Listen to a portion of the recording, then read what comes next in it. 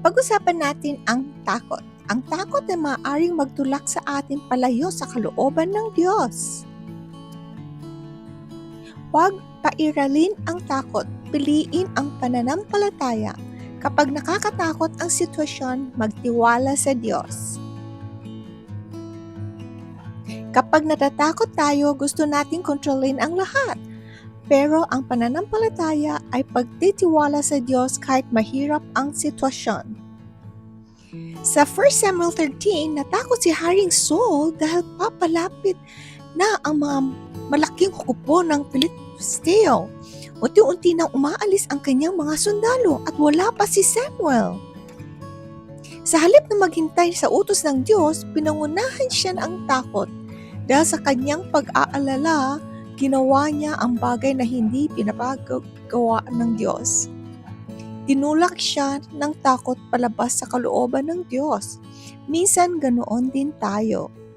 Kapag natatakot tayo, nagmamadali tayong gumawa ng desisyon.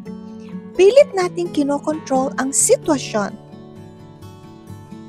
Nawawalan tayo ng kapayapaan o gumagawa tayo ng hakbang na hindi naaayon sa Diyos.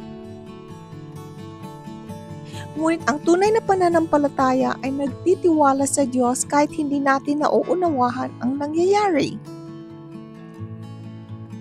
Sinasabi ng pananampalataya, Panginoon, hindi ko man nakikita ang sagot ngayon, nagtitiwala pa rin ako sa iyo.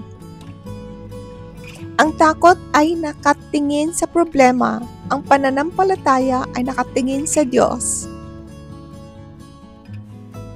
Maaring mahirap maghintay, maaring nakakatakot ang sitwasyon, pero ang Diyos ay hindi nawawalan ng kontrol. Huwag hayaang takot ang magdikta ng iyong desisyon. Hayaan mong pananampalataya ang manguna sa iyong puso. Panginoon, tulungan mo akong huwag magpadala sa takot. Turuan mo akong magtiwala sa iyo kahit mahirap ang sitwasyon. Bigyan mo ako ng lakas na maghintay sa iyong tamang panahon at sundin ang iyong kalooban. Palakasin mo ang aking pananampalataya sa pangalan ni Jesus. Amen. Kung pinagpala ka ng video na ito, mag-like, mag-share, comment and mag-subscribe para sa mas marami pang araw-araw na panalangin at pampalakas ng loob. Sa susunod na video, God bless. Bye!